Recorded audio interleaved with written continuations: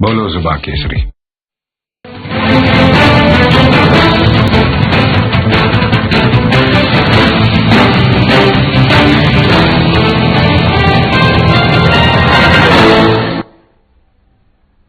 नमस्कार, देवभूमि उत्तराखंड की खबरें देख रहे हैं आप। मैं हूं आपके साथ प्रगति चतुर्वेदी। खबरों की शुरुआत करेंगे, लेकिन उससे पहले एक नजर इस वक्त की हेडलाइंस पर।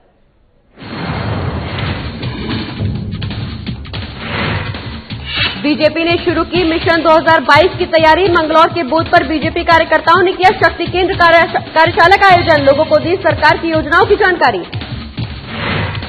हरिद्वार में जनसंवाद कार्यक्रम आयोजित। पुलिस महानिदेशक ने जनसंवाद में लिया हिस्सा। कुंभ मेले की व्यवस्था पर की गई चर्चा।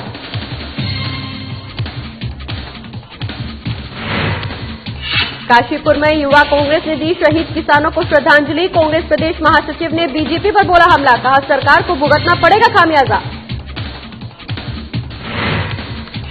विकासनगर में आर्मी रिटायर्ड का मिला शव। पुलिस ने शव को पोस्टमार्टम के लिए भेजा। मृतक के परिजनों से शुरू की पूछताछ।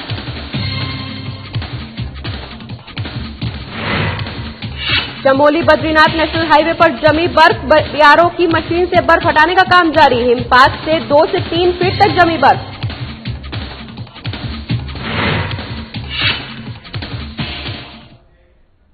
चलिए खबरों की शुरुआत करेंगे, जहां बीजेपी ने उत्तराखंड प्रदेश में मिशन 2022 की तैयारी शुरू कर दी है, जिसको लेकर बीजेपी कार्यकर्ताओं ने बूथ पर जाकर शक्ति केंद्र कार्यशाला आयोजित की, जिसमें लोगों को सरकार की द्वारा चलाई जा रही योजनाओं के बारे में जानकारी दी गई। वहीं बीजेपी कार्यकर्ताओं ने आने वाले विधानसभा चुनाव में उत्तराखंड में एक बार फिर बीजेपी का परचम लहराने पर जोर दिया।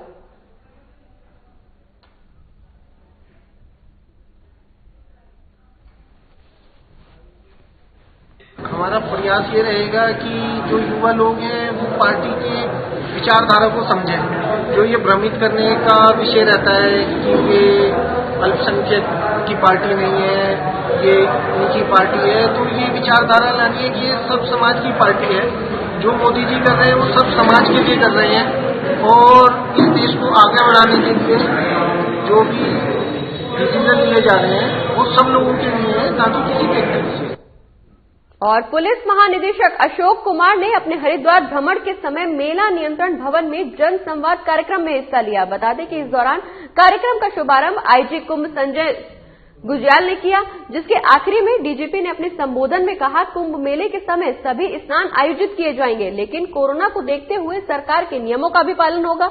वहीं इसी के साथ जन संवाद कार्यक्रम में उठाए गए सभी बिंदुओं के बारे में चर्चा कर कुंभ मेले की व्यवस्था की बातचीत भी की गई।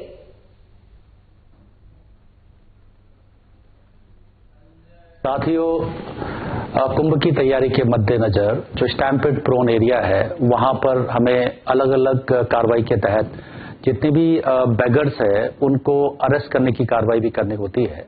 लेकिन बैगर्स एक्ट के तहत वैधानिक कार्रवाई बहुत आसान है। उसके बजाय उत्तराखंड पुलिस के द्वारा और कुंभ पुलिस की जितनी भी हमारी टीम है उन्होंने उसे जो उसके सामाजिक और मानवीय पक्ष को भी देखा, और उसको देखते हुए हम लोगों ने सबसे पहले उनका कोरोना के दृष्टिगत रैपिड एंटीजन टेस्ट कराया, और जो लोग नेगेटिव आए उनको वहां पर जितने भी हमारे बार्बर्स या जैसे नाई कहते हैं उनके माध्यम से उनकी हेयर कटिंग और सैलून के लोगों को बुला करके उसको प्रॉपरली तैयार कराया, और साथ में एक ब्लैंकेट भी उन्हें दिया गया।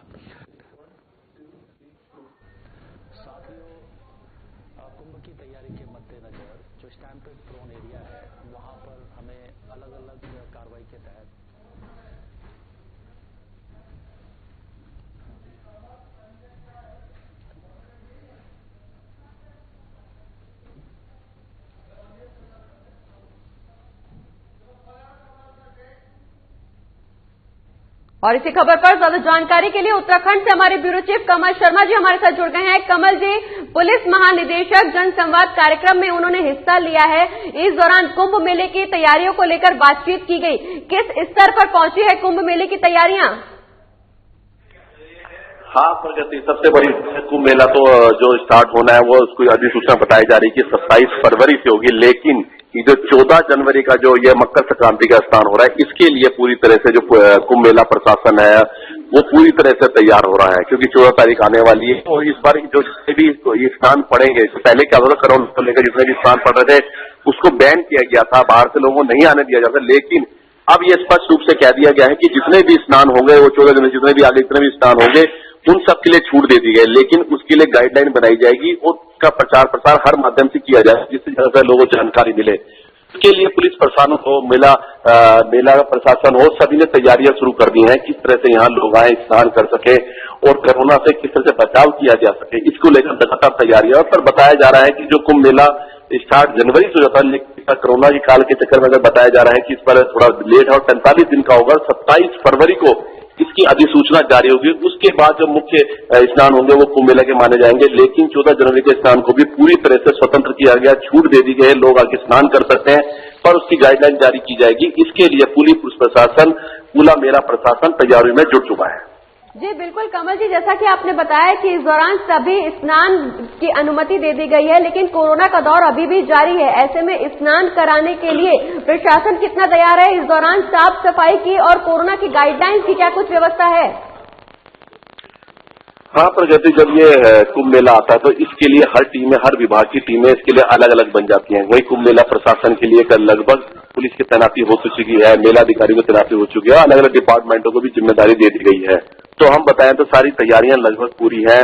जो कुछ ब्रिज बन रहे थे उनको भी धीरे धीरे स्टार्ट किया जा रहा है, रोडों के काम थे वो भी काफी कुछ तैयारियां की जा रही हैं। तो कहीं ना कहीं जो तैयारियां थी उसमें और तेजी लगाई है। वहीं जो डीजीपी हैं अशोक कुमार, वो लगातार अगर कल का दिन माना जाए तो पूरे दिन वो लोगों से जनसंवाद कार्यक्रम करते रहे। पहले वो हरिद्वार में उन्होंने किया, फिर उन्होंने ऋषिकेश में भी काम किया, जनप्रतिनिधियों से मिल रहे हैं, लोगों की बता रहे हैं कि किस प्रकार का कुंभ मेला हो, किस प्रकार की अगर कोई परेशानी है उसको कैसे निस्तारण किया जाएगा, इसको लेकर लगातार वो बैठकें कर रहे हैं। तो कल पहले उन्होंने हरिद्वार में करी, फिर उन्होंने देर शाम ऋषिकेश में भी करी और लगभग सभी लोगों से मिल रहे हैं और सबकी समस्याओं को सुन रहे हैं कि कुंभ में किस प्रकार से किया जाए। तो इसके लिए प्रशासन पूरी तैयार है और लगातार तैयारियों में जुटा हुआ है, क्योंकि 14 तारीख जब आने वाली है शांति का विशेष स्नान माना जाता है, जिसमें लगभग कहा जा रहा है कि लाखों लोग आ सकते हैं। इनको किसी प्रकार की सुविधा ना हो, कोरोना काल में कोई प्रॉब्लम्स ना आए, सब चीज जितनी भी गाइडलाइंस है उसका पूरा पालन किया जाए, इसको लेकर सभी तैयारियां पूरी की जा रही हैं और पूरा मेला प्रशासन इसलिए तैयार है।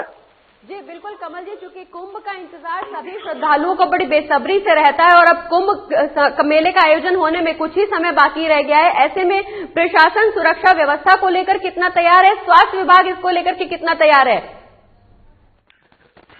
प्रगति, बिल्कुल सही बात है, आपने स्वास्थ्य की बात करी है। तो स्वास्थ्य विभाग की अगर यहाँ बात करें तो लगातार यहाँ वैक्सीन का भी डेट एंड कर गया है, कल भी यहाँ पर किया गया और उसकी भी तैयारियां पूरी चल रही हैं। बताया जा रहा है कि शायद 26 जनवरी से यहाँ वैक्सीन का भी काम शुरू किया जा सके। अगर माना जाए तो हरिद्वार में कुछ एरिया है और यहाँ जो एम्स है ऋषिकेश में, इसमें भी यहाँ पर हम देखा था कि तैयारी चल रही। बाकी सुरक्षा व्यवस्था की बात करें तो यहाँ पर पूरी तरह से जो पुलिस की तैयारी लगातार जारी है, रोज बैठ के जा रही है, पुलिस की टीमें लग रही है, उनको प्रशिक्षण दिया जा रहा है। पुलिस के जो लोग नए लोग हैं सबको बताया जा रहा है कि कौन लोग कहाँ आएगा, कैसे किया जाए, क्या क्या सावधानी बरती जाएगी। इसके लगातार जो पुलिस के अधिकारी हैं, चाहे वो आईजी संजय गुंजाल हो, सिर्फ डीजीपी ने इसकी कमान संभाली थी, कल पूरा दिन उनकी व्यवस्थाओं में लगे रहे, लोगों से मिलते रहे। तो कहीं ना कहीं तैयारियों में जोड़ दिया जा रहा है कि ताकि जो 14 तारीख का जो मकर संक्रांति का स्नान आ रहा है जिसमें लोग यहाँ पर आएंगे उनकी व्यवस्था ठीक हो सके, उनको किसी प्रकार की दिक्कत ना हो, इसके लिए पूरी तरह से और सुरक्षा की तैयारियां पूरी तरह से लगातार यहाँ पर पैनी नजर रखी हुई है। खुद जो डीजीपी हैं अशोक कुमार, उन्होंने इसकी कमान संभाली हुई है। बिल्कुल कमल जी, चूंकि कुंभ मेले का इंतजार चूंकि श्रद्धालुओं को बड़ी बेसब्री से रहता है और कुंभ मेला आने वाला है, ऐसे में श्रद्धालुओं की भीड़ भारी संख्या में पहुंचेगी कुंभ मेले के दौरान। सोशल डिस्टेंसिंग की तैयारी कितनी मुकम्मल हो पाएगी? सोशल डिस्टेंसिंग की क्या कुछ तैयारी है सरकार की? प्रगति, सबसे बड़ी बात है कि कहा तो जाता है कि सोशल डिस्टेंस में मास्क पहनना बहुत जरूरी है अगर आपसे कोरोना से बचाव का करें, लेकिन जब स्थिति ऐसी बन जाती है, कोई मेला होता है, कोई त्योहार हो, सबसे बड़ी जो ये मेला है ये धार्मिक आस्था से जुड़ा हुआ है। तो कहीं ना कहीं इसमें जो धार्मिक आस्था से जुड़ा होता है उसमें कहीं ना कहीं इन चीजों में आदमी प्रयास जरूर करता है, लेकिन कहीं ना कहीं इसमें परेशानियां भी बहुत आती हैं। सोशल डिस्टेंस का पालन कितना होता है तो समय बता जाएगा, लेकिन कहा जाता है लोगों में आस्था है, लोगों ने यहाँ पर डुबकी लगानी है। लोगों का ये भी विश्वास है कि जो कोरोना जो यहाँ डुबकी लगाएगा हर की पोस्ट से, उसको कहीं ना कहीं पापों से नाश पड़ता है, बीमारियां दूर होती है। तो इसको लेकर लगातार जो अगर कहा जाए तो मकर संक्रांति को लेकर यहाँ लगातार लोग की तैयारियां लगी हुई हैं और अब कितने लोग आ पाते हैं, कितना उस गाइडलाइंस का पालन किया जाता है, वो भविष्य पता चलेगा। लेकिन इसके लिए पूरी तरह मेलर प्रशासन जो है पूरी तरह तैयार है, वो अपनी तैयारियों को जोड़ रहे हैं। चलिए, बहुत बहुत शुक्रिया कमल जी, ये तमाम जानकारी हमारे दर्शकों तक पहुंचाने के लिए। और बढ़ते हैं आगे, जहां अखिल भारतीय कांग्रेस के आह्वान पर काशीपुर विधानसभा क्षेत्र में युवक कांग्रेस कार्यकर्ताओं ने शहीद किसानों को श्रद्धांजलि दी। आपको बता दें कि वार्ड नंबर 12 में पीडब्ल्यूडी गेस्ट हाउस के पास मोमबत्ती जलाकर शहीद किसानों के लिए 2 मिनट का मौन रखा गया और आत्मा की शांति के लिए प्रार्थना भी की गई। इसी को लेकर अब्दुल कादिर ने कहा कि पूरी दुनिया में मोदी सरकार जनता के खिलाफ कानून बनाने वाली पहली सरकार बन गई है। इतनी कड़ाके की ठंड और बरसात में किसान पिछले कई दिनों से दिल्ली में काले कानून के खिलाफ डटे हुए हैं, लेकिन सरकार कोई सुध नहीं ले रही। इसका खामियाजा सरकार को भुगतना पड़ेगा। वहीं मोदी देश को हिटलर शाही से चला रहे हैं, जिसका युवा कांग्रेस विरोध करती है।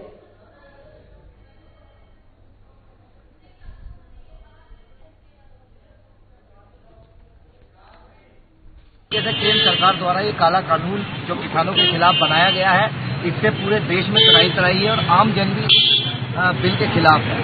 लगातार पिछले कई दिनों से किसानों का आंदोलन दिल्ली में चल रहा है, जिसकी किसी भी प्रकार की मोदी सरकार द्वारा देखरेख नहीं की जा रही है, न ही उनकी मांगों को सुना जा रहा है। और अगली खबर विकासनगर से है, जहां संदिग्ध परिस्थितियों में एक व्यक्ति का शव मिला है, जिसकी सूचना स्थानीय लोगों ने पुलिस को दी। वहीं मौके पर पहुंची पुलिस ने शव को कब्जे में लेकर पोस्टमार्टम के लिए भेज दिया, जिसके बाद परिजनों के मुताबिक शख्स आर्मी रिटायर्ड है और पिछले 5 दिन से लापता था। वहीं काफी खोजबीन की गई, लेकिन कुछ पता नहीं चला, जिसके बाद अब पुलिस हर पहलू पर जांच कर रही है और परिजनों से भी लगातार पूछताछ की जा रही है।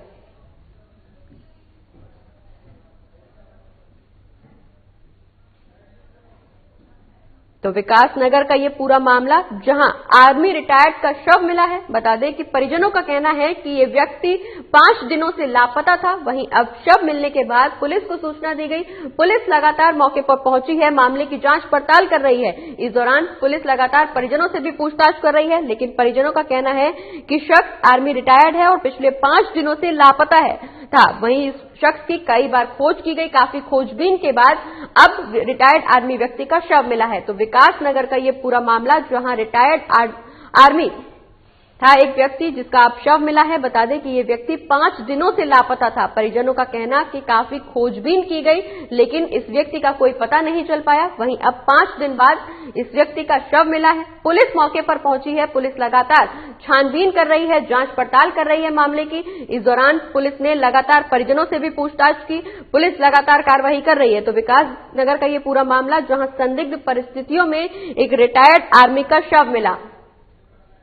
तो विकासनगर का ये पूरा मामला है, जहां संदिग्ध परिस्थितियों में एक रिटायर्ड आर्मी का शव मिला। इस दौरान पुलिस मौके पर पहुंची है। बता दें कि पुलिस ने शव को कब्जे में लेकर पोस्टमार्टम के लिए भेज दिया है। लगातार पुलिस परिजनों से भी पूछताछ कर रही है। इस दौरान परिजनों का कहना है कि पिछले 5 दिनों से ये शख्स लापता था। वहीं अब इस शख्स का शव मिला है। परिजनों ने बताया कि पिछले काफी दिनों से इस शख्स की खोजबीन की जा रही थी, लेकिन शख्स का कुछ पता नहीं चला।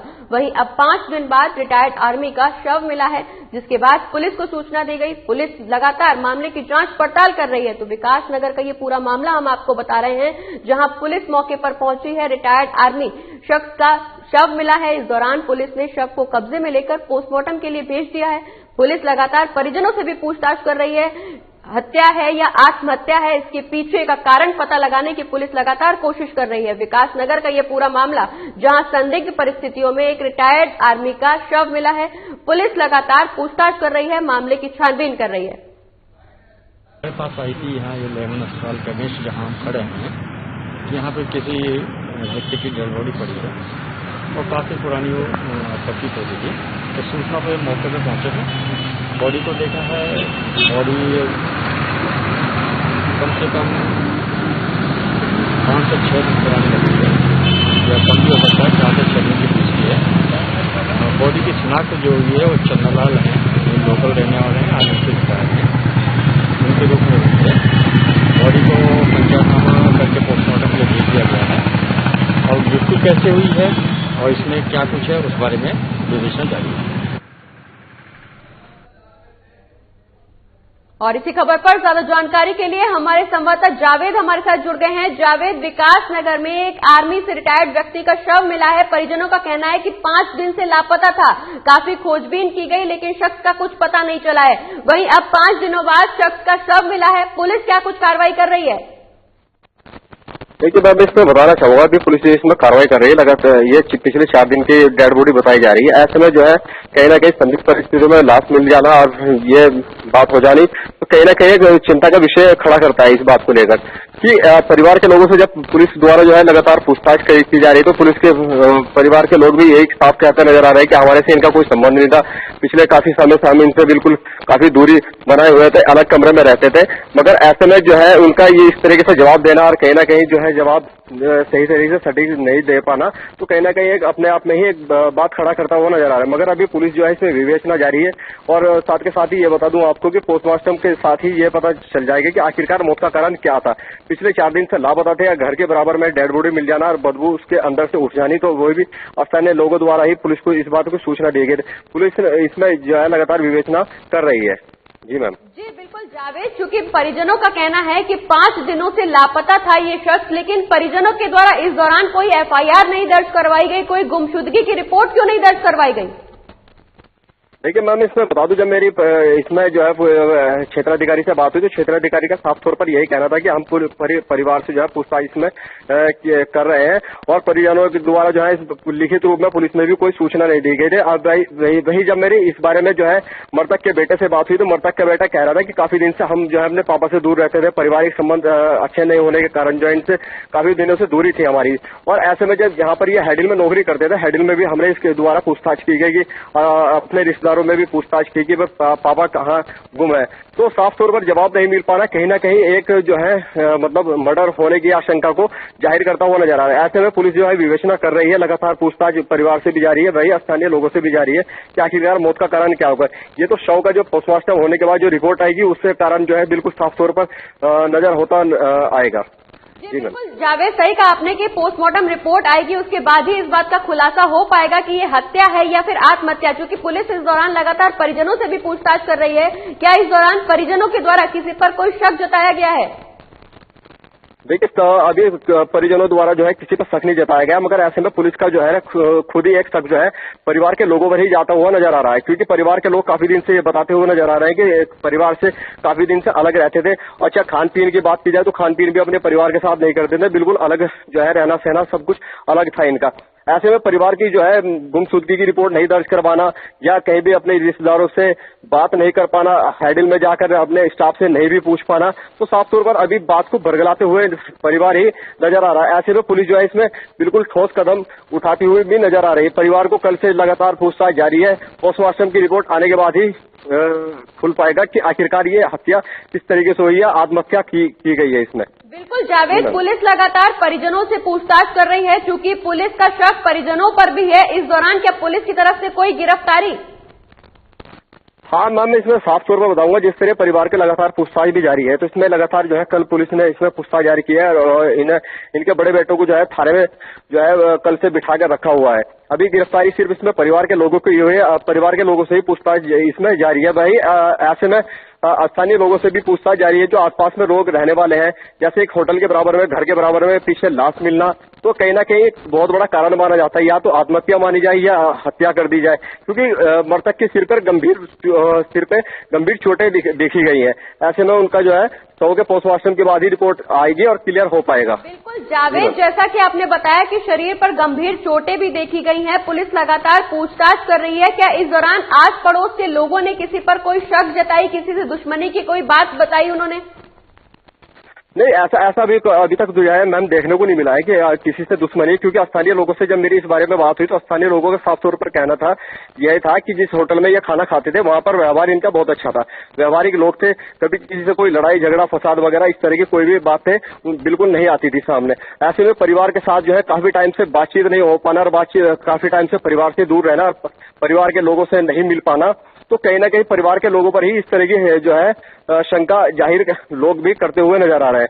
अब तो साफ तौर पर ये पोस्टमार्टम रिपोर्ट आने वाले समय में बताएगी कि आखिरकार ये हत्या की गई है या आत्महत्या की है उन्होंने, किस तरीके से जो है ये मामला हुआ है सामने। क्योंकि परिवार घर के बिल्कुल जस्ट बराबर में दीवार सटी हुई है, उसके ऊपर कपड़ा ढका हुआ था, पूरी तरीके से गंदे कपड़े ढके हुए थे, कंबल ढका हुआ था और वहां पास में एक रस्सी भी मिली है। तो उसमें कहीं ना कहीं आत्महत्या भी होती नजर आ रही है या हत्या हुई है उनकी, ये पोस्टमार्टम की रिपोर्ट के खुलने के बाद ही पता लगा। अभी तो परिवार के लोगों को जो है उसने अभी तक अपने पास रखा हुआ है, थाने में उनसे पूछताछ की जा रही है अभी तक। जी बिल्कुल जावेद, जैसा कि आपने बताया कि पुलिस लगातार पूछताछ कर रही है, हर बिंदु पर जांच की जा रही है, लेकिन इस दौरान बड़ी बात यह भी है कि ये शख्स आर्मी से रिटायर्ड था। इस दौरान सभी का फीडबैक यही है कि शख्स का व्यवहार बहुत अच्छा था। ऐसे में लाश मिलना, शव मिलना एक बड़ा संकेत दे रहा है हत्या का। इस दौरान क्या जो पुलिस के रिटायर्ड कर्मी के साथ जो सहकर्मी थे उनके द्वारा किसी पर कोई शक जताया गया है, परिवार वालों पर या किसी अन्य व्यक्ति पर कोई शक जताया गया है? देखिए मैम, जिस तरीके से आज अभी मेरे सुबह क्षेत्राधिकारी से बात हुई थी मर्डर को लेकर या आत्महत्या को लेकर जो है मेरी इस बारे में बात हुई, तो और फिर जो उनके हैंडल में जिस जगह नौकरी करते थे वो हैंडल के स्टाफ से भी पूछताछ लगातार जारी है कि आखिरकार कोई मानसिक संतुलन तो इनका बिगड़ा हुआ नहीं था या मानसिक टॉर्चर तो नहीं हो पा रहे थे। इस तरीके से कोई मतलब किसी तरह की घटना का अंदेशा जो है लगाया जा रहा है। तो वही सभी लोगों से जो है हर पुलिस जो है हर बिंदु पर नजर डाल के देख रही है कि आखिरकार ये हत्या हुई है या आत्महत्या हुई है। वही अभी तक जो लोगों का कहना है कि व्यवहार बहुत अच्छा था इनका, सभी के साथ, स्टाफ में भी व्यवहार अच्छा था, जिस होटल में खाना खाते थे उनके साथ भी व्यवहार इनका बहुत साफ सुथरा था। मगर ऐसे में परिवार के लोगों को जो है मतलब अलग अलग बात करना, पत्नी अलग बात करती है, बेटा अलग बात करता है, दूसरा बेटा अलग बात करता है, तो कहीं ना कहीं जो है परिवार पे ही शक होता हुआ भी नजर आ रहा है। पुलिस इसीलिए हर बिंदु पर नजर डाल के देख रहेगी आखिरकार ये हत्या हुई है या आत्महत्या हुई है। ये तो पोस्टमार्टम की रिपोर्ट आने के बाद ही पता चल पाएगा कि आखिरकार ये हत्या हुई है या आत्महत्या। बाकी अभी जो है परिवार के लोगों से और स्थानीय लोगों से जो इनके परिचित थे उनसे भी पूछताछ की जा रही है, और वही इनके जो दोस्त है, जो हैडल में दोस्त थे, उनसे भी पूछताछ लगातार पुलिस कर रही है, हर बिंदु पर नजर डाल के देख रही है। जी मैम। चलिए, बहुत बहुत शुक्रिया जावेद, ये तमाम जानकारी हमारे दर्शकों तक पहुंचाने के लिए। चलिए बढ़ते हैं आगे, जहां चमोली बद्रीनाथ नेशनल हाईवे हनुमान चट्टी की सड़क पर बर्फ जम गई है, जिसे बीआरओ की मशीन से हटाया जा रहा है। बता दें कि बीते दिनों हुई जबरदस्त हिमपात से 2 से 3 फीट तक बर्फ जम गई है, जो अब सड़क रास्ते पर आफत बनी हुई है। आप इन तस्वीरों में साफ देख सकते हैं कि किस तरह से बर्फ की मोटी मोटी परतों को जेसीबी मशीन से साफ किया जा रहा है। चारों तरफ बर्फ ही बर्फ दिखाई दे रही है। हालांकि आजकल बद्रीनाथ यात्रा बंद है, लेकिन सेना वाहनों की आवाजाही लगातार चल रही है।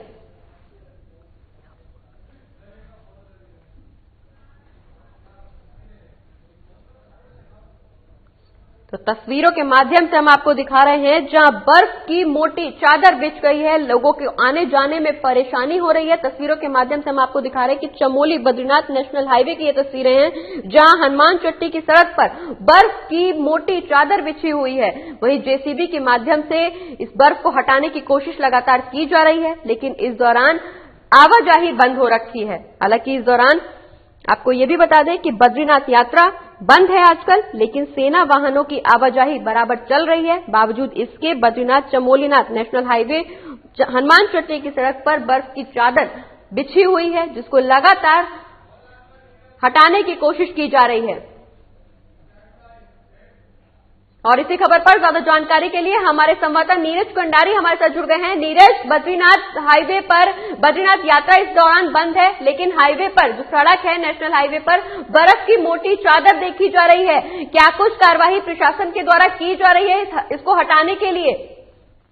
ये प्रगति आपको बता दूं, जो बीते दिनों जो यहाँ पे भारी बर्फबारी यहाँ पे हुई थी, जिससे हनुमान चट्टी से जो बद्रीनाथ तक का जो 11 से 12 किलोमीटर का सड़क मार्ग है, वो बाहर तमाम भारी बर्फबारी यहाँ पे हुई थी। कम से कम 2 से 3 फीट की बर्फ यहाँ पे गिरी थी, जिसको लेकर बीआरओ आज लगातार अपनी जेसीबी मशीनों से यहाँ पे बर्फ काटने का कार्य जारी रखा हुआ है। जी प्रगति। जी बिल्कुल नीरज, जैसा कि आपने बताया कि 2 से 3 फीट बर्फ जमी हुई है। इस दौरान बीआरओ के माध्यम से बर्फ को हटाया जा रहा है, लगातार बर्फ हटाने की प्रक्रिया जारी है। इस दौरान हालांकि यात्रा बंद है, लेकिन सेना वाहनों की आवाजाही हो रही थी, जो कि अब बर्फ वहां पे बिछी हुई है, बर्फ हटाई जा रही है। इस दौरान सेना वाहनों का क्या रूट में कोई परिवर्तन आया है?